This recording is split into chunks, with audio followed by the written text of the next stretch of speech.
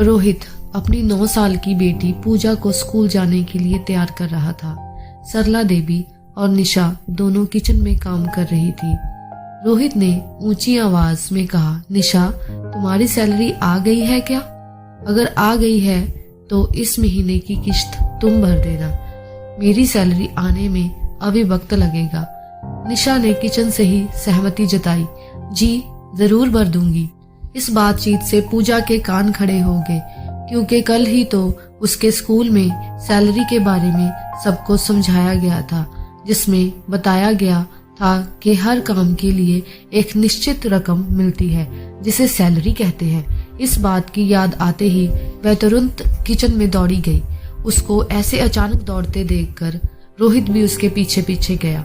पूजा ने अपनी दादी के पास जाकर उनसे पूछा, दादी, आपको सैलरी नहीं मिलती है क्या?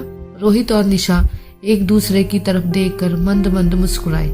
सरला देवी ने पूजा को समझाते हुए कहा, बच्चा, तुम्हारे मम्मी पापा ऑफिस जाते हैं, इसलिए उन्हें सैलरी मिलती है। मैं तो घर पर ही रहती हूँ ना, इसलिए मुझे सैलरी नहीं मिलती।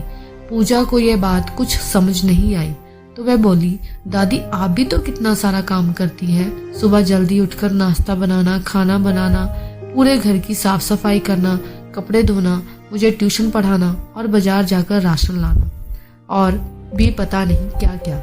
आपके इन्हीं सभी कामों की वजह से तो पापा और मम्मी निश्चिंत होकर काम पर जा पाते हैं और मैं भी स्कूल में अच्छे नंबरों से पास हो पाती हूँ।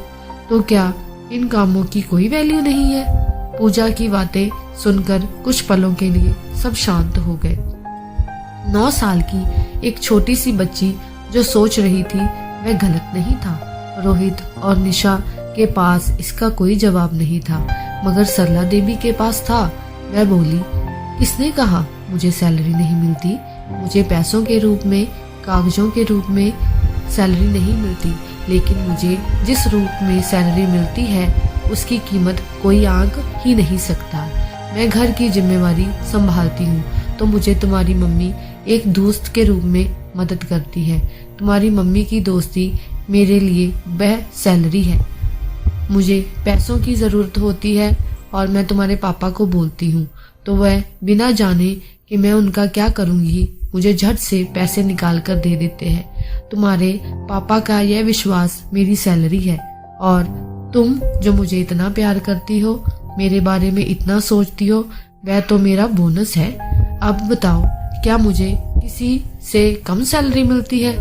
दादी की बातें सुन पूजा खुश होकर दादी के गले लगती हुई बोली, अरे वाह दादी, आप तो बहुत अमीर हैं। सबके चेहरों पर बड़ी मुस्कान आ गई। निशा सरला देवी के पास आ गई, उनका हाथ पकड़कर बोली, मम्मी जी, हमने कभी इस बारे में सोचा ही नहीं, लेकिन आपको कभी इस बारे में विचार नहीं आता कि आपको भी सैलरी मिलनी चाहिए?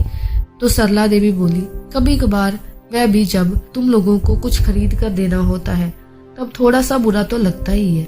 सरला देवी ने हिचकिचाते हुए कहा। पूजा बीच में ही बोल पड़ी, तभी तो मैं आपसे कह रही थी दादी, आप ट्यूशन शुरू कर दीजिए।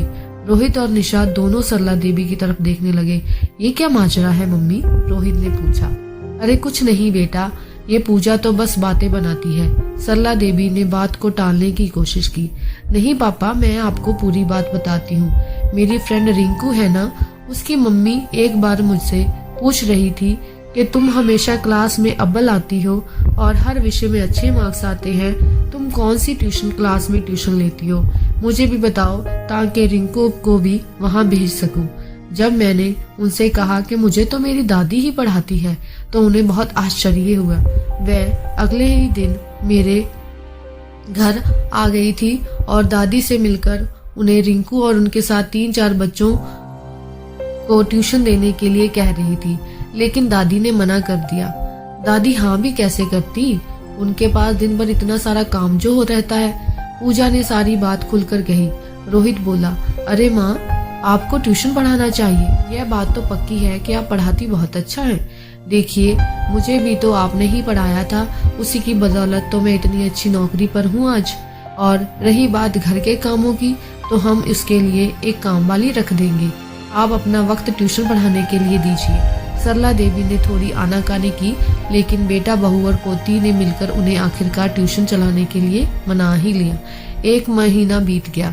सरला देवी ने उनके बहू, बेटे और पोती को एक अच्छे रेस्टोरेंट में अपने पैसों से खाना खिलाया।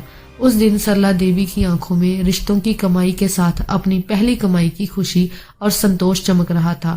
दोस्तों, माना कि जीवन में पैसा ही सब कुछ नहीं होता, लेकिन थोड़ा सा पैसा जो अपनों के लिए खर्च किया जाए और उससे जो खुशी मिलती है, उसकी बात ही कुछ और होती है।